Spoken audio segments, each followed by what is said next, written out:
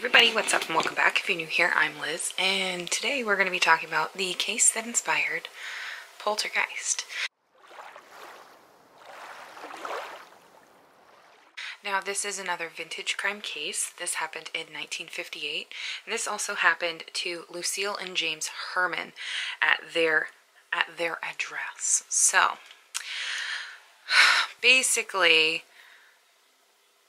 at this time in society, a lot of things that were weird weren't really talked about, and for this to happen to a family in itself, like when they did talk about it, it caused fear and hysteria, and they would end up being shunned by their community and things like that, which is exactly what happened to James and to his wife, Lucille.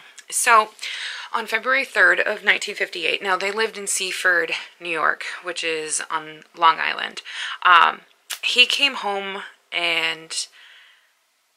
to his family telling him about something that had happened that day. Just something like out of the blue. So basically what happened is that Lucille said that after her children, their children's names are also Lucille and James, they're teenagers. After they came home from school that day, they heard popping noises, and they were coming from various places around the house, so they couldn't really determine where. Well, when the kids and her ended up looking around and investigating, what they found was several different items that were uncapped, like household items, like cleaners and things like that. They were uncapped and they were upside down.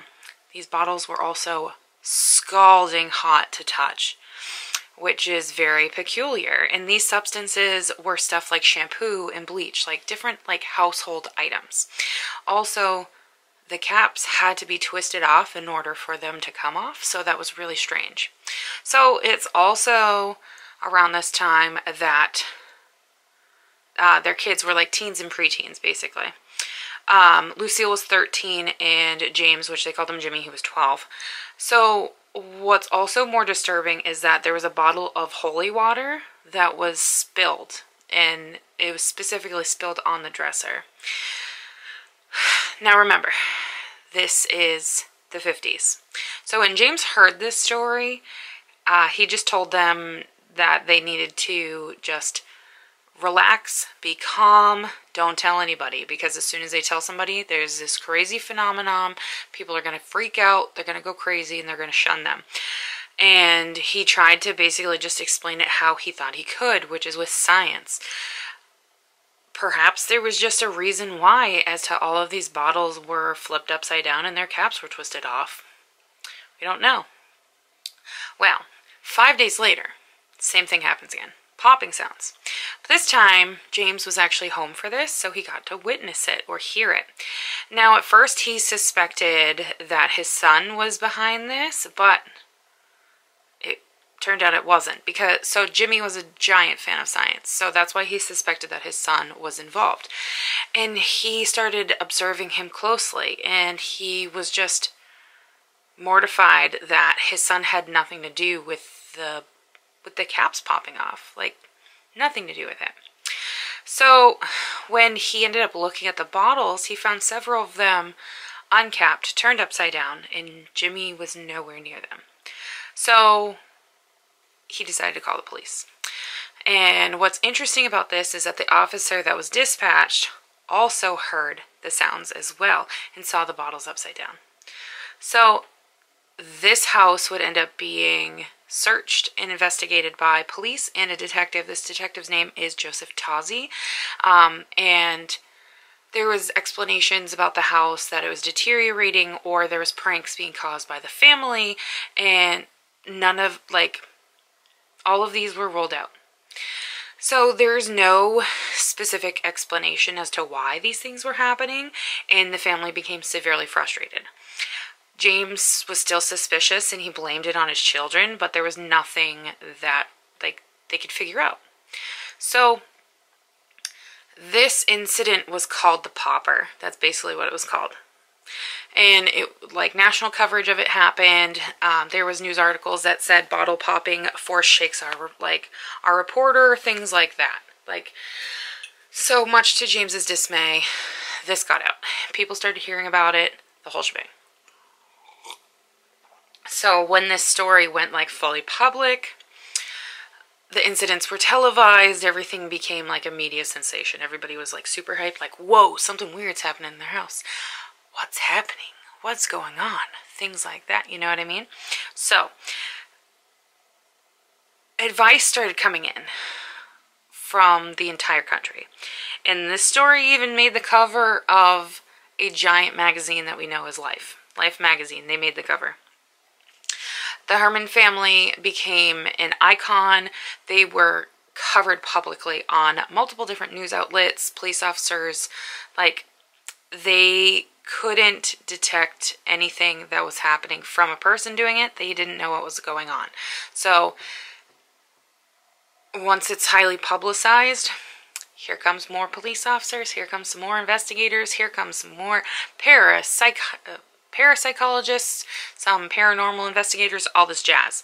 So since this went public, the incidents at the house only got worse. So a cousin of the family, her name is Marie Murtha, she visited.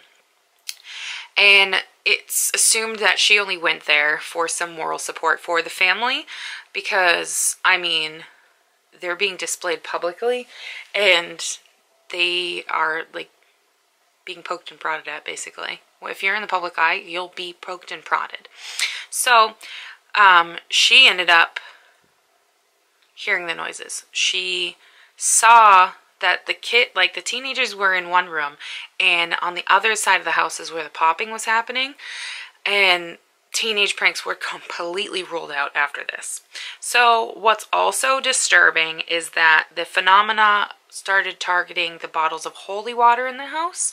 So Detective Tozzi connected the family to a church, specifically to Father William McLeod of the Church of St. William the Abbot.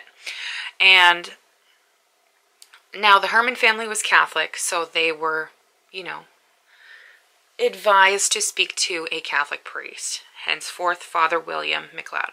So, and this, them being Catholic, obviously would explain why they have holy water in the house. So, James's concerns for his family's safety ended up with them moving away from the house for a period of time because they needed a break. But when they returned, the activity resumed, and this time it came back worse. There's larger items that were being moved, upturned, and just like things were not right. So Detective Tozzi now investigated more into the case. When heavier objects started being moved, he contacted the Air Force Base to see if there had been any tests being conducted when it comes to a sonic boom, and that was also debunked as well. So, a man named Robert Zeider also investigated the case, and he used rods. Now, these rods are called dowsing rods, and said that there were streams under the house that are a part of magnetic field. Tozzi looked at the geological records and found that there's no streams under the house. So that was debunked. So about a month after they come back, J.B. Ryan of Duke University is on the case. So Ryan concluded that there was a presence of two hormonal teenagers that created a poltergeist in the house, basically. Or there's poltergeist activity or telekinetic events happening. But there's some conflict between the father and Ryan's team as well. So what's super noticeable to know about this case is that shortly after Ryan and his group arrived, the incident stopped. This happened on March 10th of 1958. So this is also common in poltergeist cases, that once an agent, or in this case, the two teenagers, once they become aware of what's happening, the activity stops. So there's also a documentary about this case, and it's called Real Fear, The Truth Behind the Movies. And in this is where they kind of like interview Lucille. I think they interview her, but she's also she appears in the documentary, and she was interviewed by HuffPost Weird News, and she admits that she never saw the movie Poltergeist, which was made in reflection of this case. And she never saw the movie because during that time she lived in her own nightmare, basically. And it's, according to her, is that the incident stopped as soon as her family moved from the house. So there's kind of some theories when it comes to this, and they think because this situation seemed to have happened for over the course of at least a year, they think it might have been happening for almost a year, but in retrospect it really only happened for about 5 weeks. That's when they really noticed it, because there were 70 incidents that were recorded over that 5-week span and not over that full year. So when James took the family out of the house, the incidents,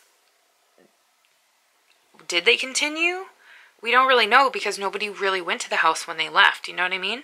So if it's poltergeist phenomena that's surrounded by 2 teenagers, don't you think it would continue while they're not at the house? Because, I mean, why would they stop? Or maybe because there's too much stress on the family now that this is all out, that's why it stopped, or things escalated because there was too much stress on the family. What do you guys think? Leave it in a comment down below. This case is super strange. I know it's not like a full murder. It's more of like a mystery case, and I actually find these quite fascinating because we don't know. We never will really know unless you go to the house. But with that being said, I hope you guys enjoyed today's video. If you did, hit that like button. It helps my channel. Don't forget to subscribe. Become a part of this little family I got going on here. And yeah, leave a comment down below of cases you want me to cover, what you think about this case, and I'll see you guys tomorrow in a brand new video. Bye, guys.